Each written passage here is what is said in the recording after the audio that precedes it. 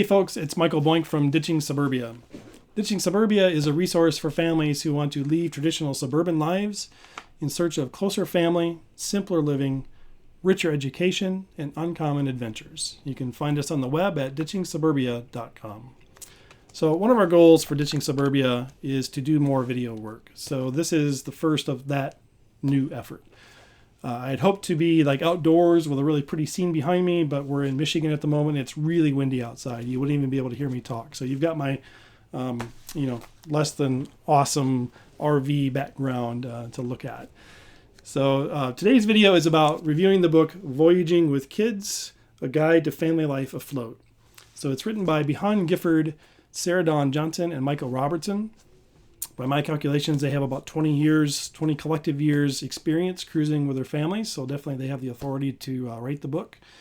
Two of them are still on the water with their families, while the Robertsons have traded their sails for wheels and have joined us in the RV world, but they're over in New Zealand, not America. So this is a great book for families if you're looking to ditch the suburbs to move onto a boat full time, and not just live on a boat, but actually be cruising in a boat.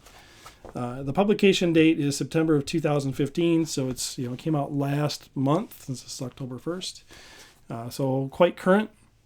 It's a beautiful book. It's got awesome photography, lots of pictures, lots of color. They've kind of color keyed each chapter to be a little different, so you can keep track of where you're at in the book. But lots of pictures of kids on the boats and doing different things involved in the lifestyle. So. From a visual perspective, just awesome. Very, very well done. Almost a coffee table book in that regard. From a content perspective, just as awesome. Let me kind of read you through what the content of the book is. So after the forward and introduction, we've got getting ready. So just kind of talking about the idea, how do you socialize it with family, dealing with naysayers. We've got how to choose a cruising boat. So the big challenge, even for us in the RV world, is what do we live in? Same thing with boats. What are the different floor plans? What might be important to you? Staying safe, staying healthy, provisioning, everyday life afloat. How do you learn on board? So we call it road schooling. These guys have more of a world-based, boat-based curriculum. Just dealing with relationships, both afloat and ashore. So your distance from extended family, how do you kind of navigate that? Passage making, that's a big one. Crossing large bodies of water in a small boat, definitely worth studying up on. Dealing with babies on board, dealing with teens on board, ending the voyage, and then interviews with former cruising kids. So kids that grew up kind of living this way, they're now adults. As they look back on their childhood, what are their reactions to it?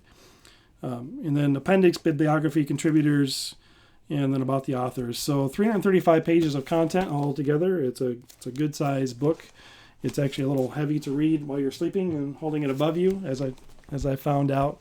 And a lot of carryover here actually to the RV world. So especially the chapters on ending the voyage. We've looked at when do we end this RV lifestyle, and just what are the emotions and thought processes that you would go through in that, to end the phase of traveling and being more adventuresome and going back to more of a normal life. So that chapter really resonated with me especially, and I was actually a little envious of being able to find that many former cruising kids, because cruising has a longer history than RVing. It's harder to find now adults who grew up full-time RVing as kids. So good content from that perspective. So overall, very informative, very complete. Just lots of great instruction from these three different authors. So that's the upside. Let's talk about a few downsides. And again, these are kind of just really picky. Don't let them hold you up from buying the book. The biggest one for me is I didn't see specifics on costs or budgeting.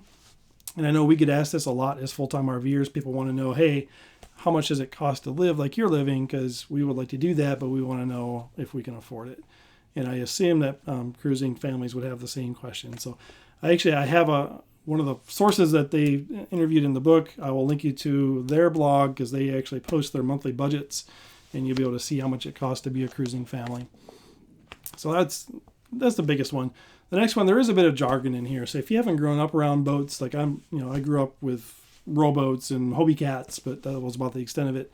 So if you don't know what a EPIRB unit is, or what gunk holing is, or a BCD, or what a blue water boat is, you're going to need a way to look those words up so you can kind of understand what they're talking about. So I just kept my phone handy and I could look it up online while I was reading the book, and didn't let those unfamiliar words kind of hold me up from making progress.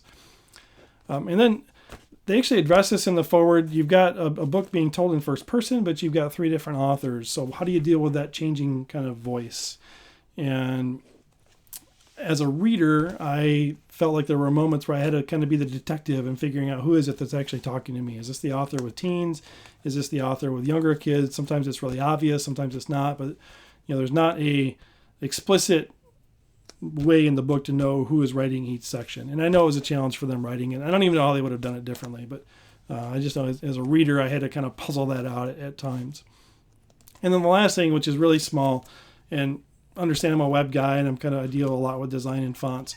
The font that the book was set in for me was harder to read, and maybe it was, I'm reading it in an RV bed with a little light over my shoulder, but especially where the fonts got smaller and more italicized in the sidebars over color, it was a little tough to read that. So picky stuff, but don't let it hold you up from buying the book. So the list price on the book is $36, but it's actually selling for $26 on Amazon. And guys, it's just really well worth it.